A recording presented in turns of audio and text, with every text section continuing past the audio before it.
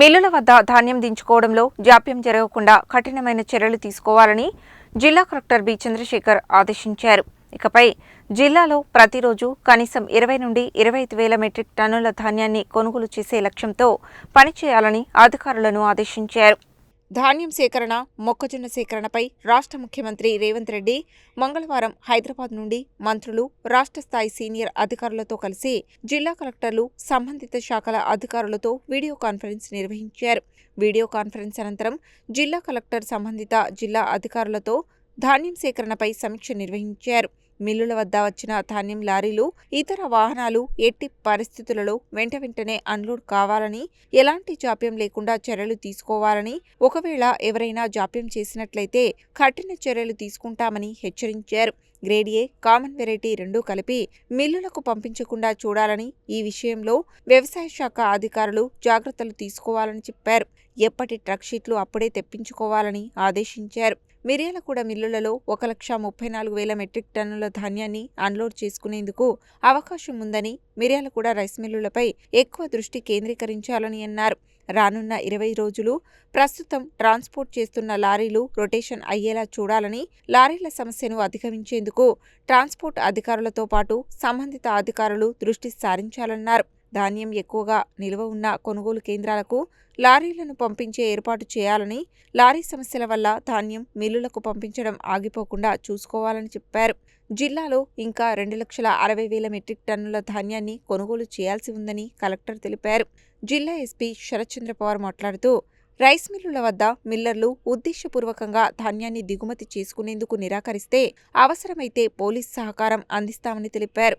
అంతకుముందు రాష్ట్ర ముఖ్యమంత్రి రేవంత్ రెడ్డి ధాన్యం సేకరణ, మొక్కజొన్న కొనుగోలుపై జిల్లా కలెక్టర్లకు పలు ఆదేశాలు జారీ చేశారు.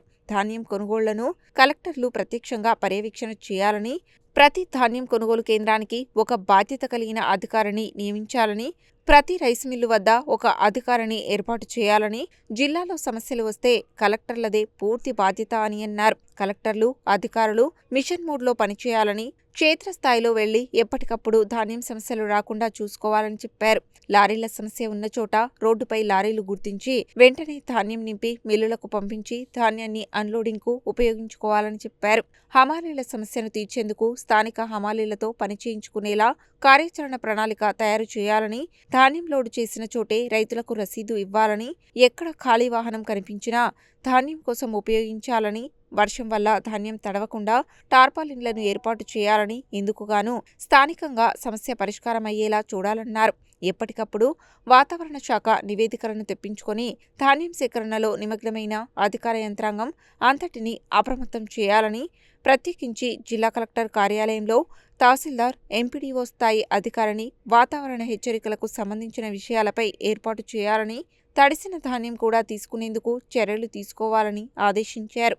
మిల్లర్లు ఎవరైనా ధాన్యం దించుకునేందుకు అంగీకరించినట్లయితే అవసరమైతే పోలీస్ ఫోర్స్ ఉపయోగించాలన్నారు. మిర్యాలగూడ ప్రాంతంలో ధాన్యం దించుకోవడంలో ఇబ్బందులు వస్తున్నట్లు తమ దృష్టికి వచ్చిందని, ఈ విషయంపై జిల్లా కలెక్టర్ ప్రత్యేక దృష్టి సారించాలని ఆదేశించారు. ధాన్యం కొనుగోలులో ఏదైనా కేంద్రంలో సమస్య వస్తే సంబంధిత అధికారులే బాధ్యత వహించాల్సి ఉంటుందని ముఖ్యమంత్రి హెచ్చరించారు. ప్రతిరోజు ధాన్యం కొనుగోలుపై వచ్చే వ్యతిరేక వార్తలకు ఎప్పటికప్పుడు స్పందించి వివరణలు ఇవ్వాలని ఆదేశించారు. రాష్ట్ర రోడ్లు, భవనాలు, సినిమాటోగ్రఫీ శాఖల మంత్రి కోమటిరెడ్డి వెంకటరెడ్డి, పౌర సరఫరాల శాఖ మంత్రి ఉత్తమ్ కుమార్ రెడ్డి, వ్యవసాయ శాఖ మంత్రి తుమ్మల నాగేశ్వరరావు, గ్రామీణ అభివృద్ధి శాఖ మంత్రి సీతక్క తదితరులు మాట్లాడారు. రాష్ట్ర ప్రభుత్వ ప్రధాన కార్యదర్శి రామకృష్ణారావు పలు సూచనలు చేశారు. జిల్లా నుండి ఈ వీడియో కాన్ఫరెన్స్ కు రెవెన్యూ అదనపు కలెక్టర్ జె శ్రీనివాస్, పౌర సరఫరాల డిఎం రాంపతి నాయక్, పౌర సరఫరాల అధికారి Venkatesham, DRTO Shekar Reddy, DCO Patyanayak, marketing AD Chhaya Devi,